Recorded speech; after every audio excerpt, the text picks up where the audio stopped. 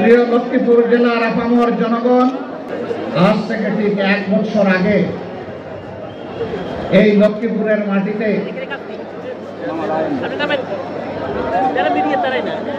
এই আঙ্গিনায় তো দূরের কথা, কোন 1 ইঞ্চি জায়গার উপর দাঁড়িয়ে এমন একটি কথা বলতে পারবো তা কল্পনাও করি নাই।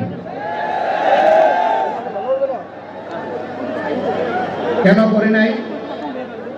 আমার আগে জনাব মৌলানা এটিএম মাসুম বলে গেছেন, এই লক্ষ্মীপুর হাজার ঐতিহ্যের ধারক এবং স্মারক, অসংখ্য আলিম উলামার চারণ ভূমি, অসংখ্য জ্ঞানী গুণী ব্যক্তি এই লক্ষ্মীপুরে জন্ম নিয়েছেন। তারা দেশকে নেতৃত্ব দিয়েছেন, কিন্তু বাংলাদেশের স্বাধীনতার পর একটি গোষ্ঠী আমাদের প্রিয় লক্ষ্মীপুরকে সন্ত্রাসের জনপদে পরিণত করেছিল। বিশেষ করে একটি কুখ্যাত পরিবার, আপনারা সবাই তাদেরকে চিনেন, জানেন, আমার চাইতে বেশি চিনেন। এই সন্ত্রাসীরা আমার ভাই ডাক্তার ফয়েজ আহমদ, যাকে বলা হতো মানবিক চিকিৎসক, তাকে সহ অসংখ্য দেশপ্রেমিক মানুষকে তারা খুন করেছে। তবে যতদিন তারা ক্ষমতায় থাকে ততদিন তারা রাজা, আর যখন ক্ষমতা হারায় তখন তারা গর্তের ইঁদুর। এখন কি রাজার হালতে আছে তারা? এবং জীবনের প্রতি দীক্ষা, যেই জীবনে বাতাস পরিবর্তন হলে মানুষকে ইঁদুর বলে যেতে হয়। এমন রাজনীতিকে ঘৃণা করি, যেই রাজনীতি করতে গিয়ে দেশ ছেড়ে পালাতে হয়।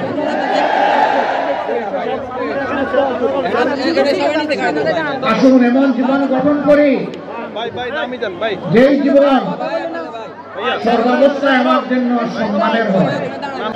প্রিয় সম্মানিত ভাইরা, এই 24-এর পট পরিবর্তনে লক্ষ্মীপুর একদিন আগে স্বাধীন হয়েছে। লক্ষ্মীপুরবাসীকে মোবারকবাদ। বাংলাদেশ স্বাধীন হয়েছে 5 আগস্ট অথবা 31শে জুলাই। আপনারা আল্লাহর পক্ষ থেকে স্বাধীনতা পেয়েছেন 4 আগস্ট, কিন্তু বিনামূল্যে নয়, অতি উঁচু মূল্যে। 11টা তাজা প্রাণ এই শহরের মাটিতেই ঝরে গেল। জালিমদের হাতে এইভাবে যুগে যুগে যারা দুনিয়া থেকে বিদায় নিয়েছেন, আমি তাদেরকে গভীর শ্রদ্ধার সাথে স্মরণ করি। এটাতে আগের পরে সমাজে অন্তত লক্ষ্মীপুরে কোনো চাঁদাবাজি নাই। লক্ষ্মীপুরে চাঁদাবাজি আছে?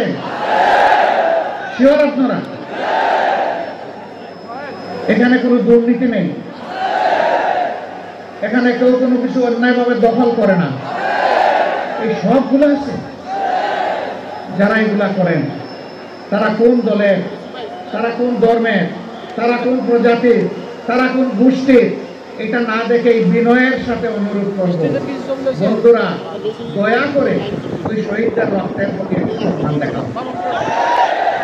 আমাদের শহীদদের রক্তকে তোমরা অপমানিত করবা না। কেউ অপকর্ম ছেড়ে দাও। তোমাদের যদি খাওয়ার অভাব হয়, আমরা আশ্বস্ত করছি, এই সমস্ত মানুষগুলা মিলে আল্লাহ আমাদেরকে যে নিয়ামত এবং রিজেক্ট দিয়েছেন, আমরা ভাগ বাটোয়ারা করে খাবো।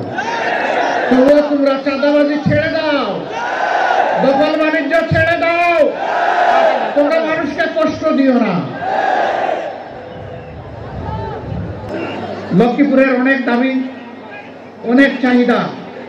লক্ষ্মীপুরকে ফুলের বাগানে সাজানোর সুযোগ ছিল, কিন্তু এই লক্ষ্মীপুরকে ছোপ ছোপ রক্ত আর খাড়ি খাড়ি লাশ দিয়ে সাজানো হয়েছিল।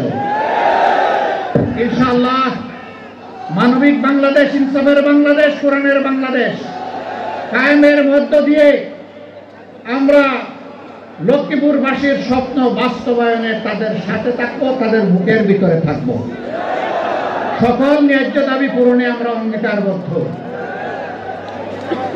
আপনাদের দাবি আমাদেরও দাবি। আমার বাড়ি সারা বাংলাদেশ। আমাকে লোকেরা জিজ্ঞেস করে আপনার ঠিকানা, আমি বলি সাধারণ পরিবহন সমগ্র বাংলাদেশ। বলে বুঝলাম না। আমি বুঝলাম এটাই কথার কথা। একটা দলের দায়িত্ব আমার উপরে আছে। আমার বাড়ি এখন আর নির্দিষ্ট কোনো জায়গায় হবে না, বাংলাদেশের প্রতি ইঞ্চি মাটি এখন আমার ঠিকানা। অতএব লক্ষ্মীপুর আমার ঠিকানা। আপনারা কষ্ট করে এসেছেন, হিজ্জক রোদের মধ্যে বসে কথাগুলো শুনেছেন, আপনারা ভালোবাসা বুকে নিয়ে এখানে এসেছিলেন, তাই না? সত্যি আপনারা ভালোবাসা নিয়ে এসেছিলেন? কার জন্য এই ভালোবাসা? কার জন্য এই ভালোবাসা? আল্লাহ তুমি সাক্ষী থাকো, তোমার জাতের কসম, আমাদের সমস্ত ভালোবাসা শুধু তোমার জন্য।